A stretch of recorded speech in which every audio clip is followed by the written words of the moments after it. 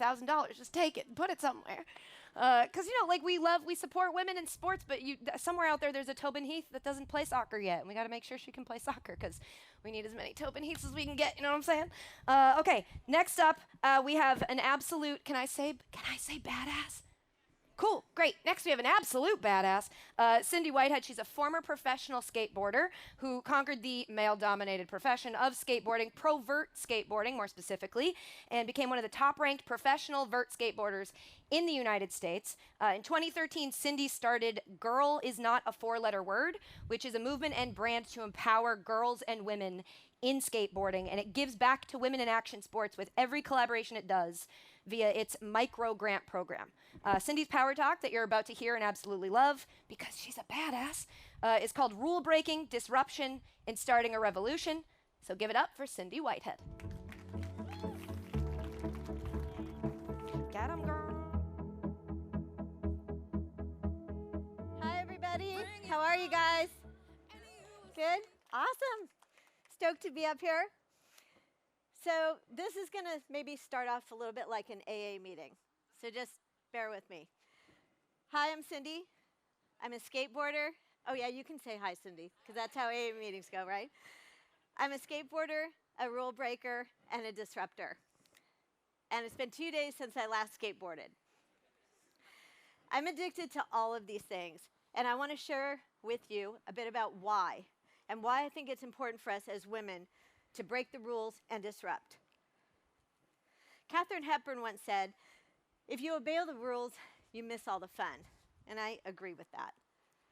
But there's another really good reason that I break rules and disrupt. I want people to know that girls skateboard too. And if that means breaking some rules, asking for what I want, and being a bit disruptive in the process of the male-dominated world of skateboarding, then I'm perfectly okay with that. That's me in the skate park, 1979 or so. I learned from these boys that you don't ask to drop in, you just do it. I started with this rule breaker frame of mind very early on, as I had a grandmother who encouraged me to be assertive in every way. When my mom was trying to make me wear a dress to school, my grandmother was sneaking me out the back door to put on my Converse and my blue jeans. And later, she'd be at the skate park she'd be at school helping me ditch school in third period to go to the skate park to do skate demos and practice. Grandma and I were always rule breaking together. But she saw something in this skateboarding thing that I was doing, and she was encouraging of that. She just seemed to know. In 1975, there were a handful of us girls skating vert and half pipes with the boys. Some of us very quietly, and some of us, well, me, not so quietly.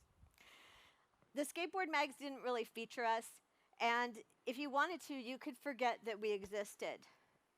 Our visual history is sparse, and the gaps are huge. But at 15, I met a photographer who saw a fire in me and wanted to do a 3-day photo shoot. And I ended up being the first female centerfold and 2-page article in a male-dominated skateboard magazine. And at that age, I realized that, thank you so much. Thank you. At that age, I realized that I had a really powerful platform to speak out and have my voice heard. So when we did the interview, I chose to make sure to inspire other girls to challenge that boys' club.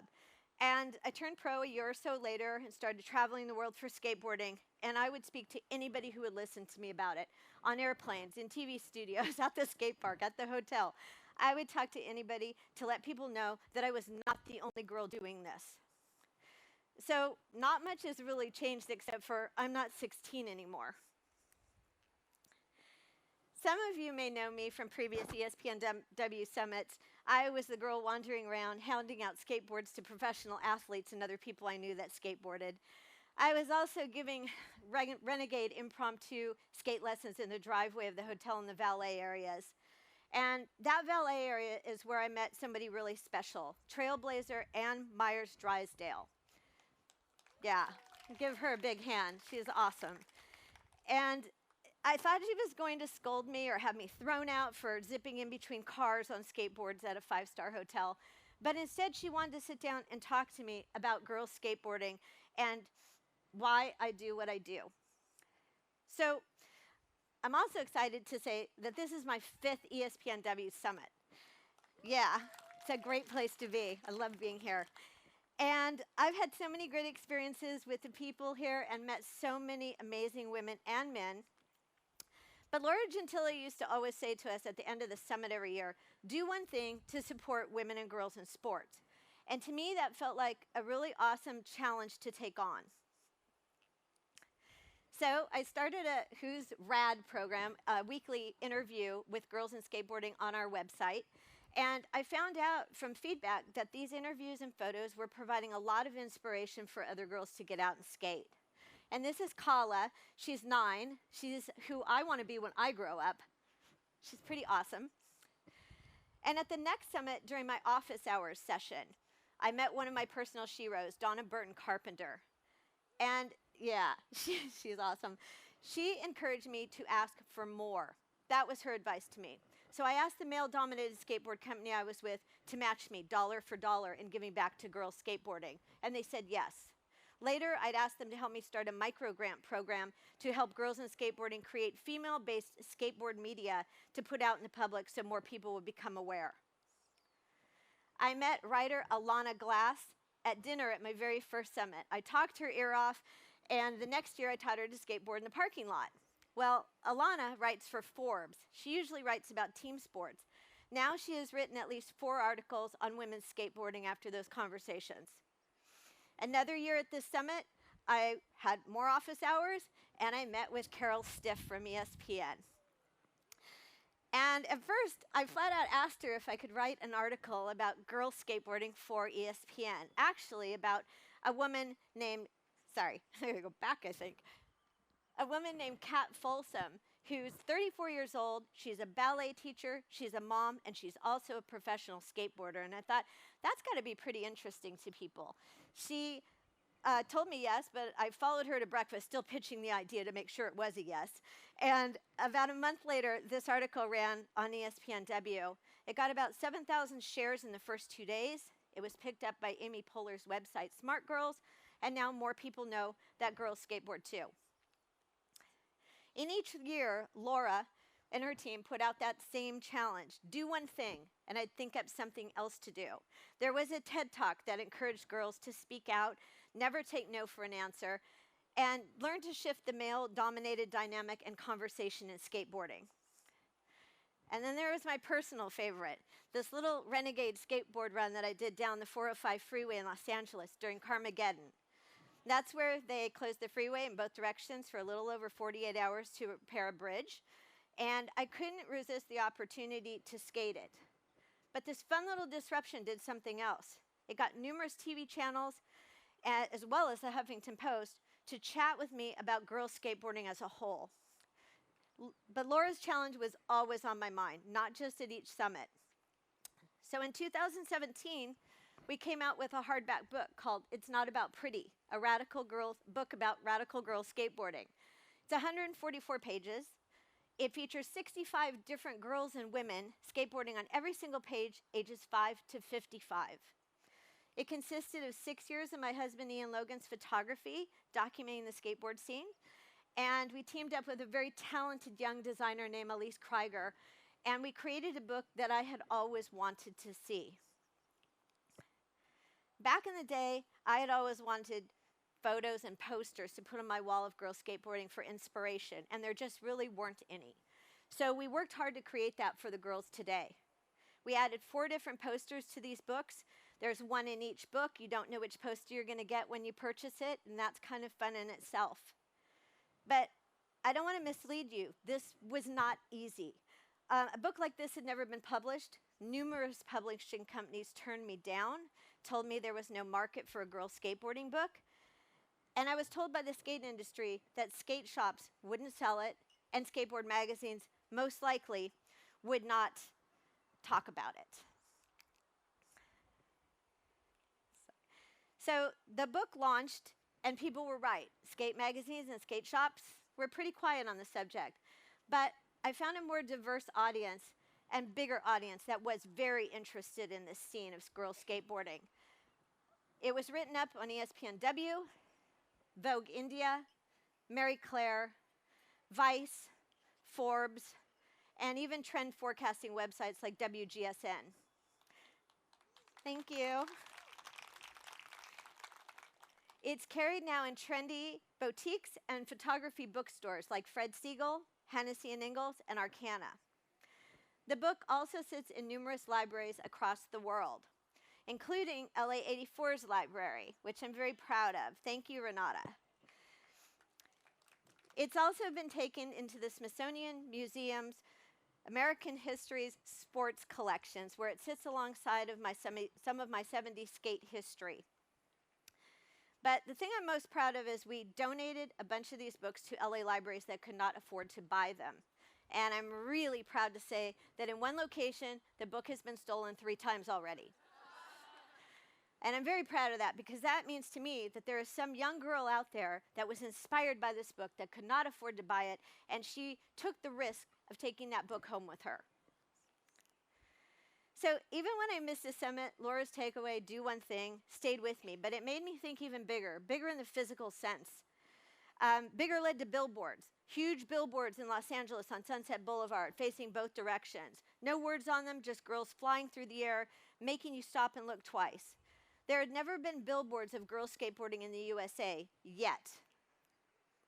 I stood on that corner after those billboards went up, and I listened to people's comments as they walked by. And 2 guys walked by me, and one guy said to the other guy, "Dude, are those girls?" And the other guy stopped and looked, and I was just waiting for the negative comment. And he said, "Yeah, dude, those are girls. That is so cool. I've never seen anything like that." So right about now, I'm sure you're all asking yourself this: how does the girls' skateboard movement pay for billboards? Well, I'm going to tell you. You call in favors. You ask everyone you know. You're relentless with your passion for these skater girls, and you tell people you're starting a revolution, and you find a way. Thank you. Thanks. But one big thing always leads to another big thing. So next step was, what if we put up billboards in Times Square on the eve before Women's History Month? Wouldn't that be cool? My husband just rolls over in bed now and mumbles, "You'll find a way," and he goes back to sleep. He's good at that. So I came up with a hashtag called GirlsSkate2. Elise popped in and designed the billboard art, and Ian shot the photos, and I started blasting it out on social media. And on February 28th, 2019, these 2 billboards went up, flashing brightly in Times Square.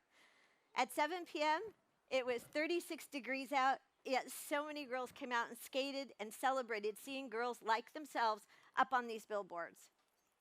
It was written up in publications from Sweden to Los Angeles, and now more people know that girls skate too.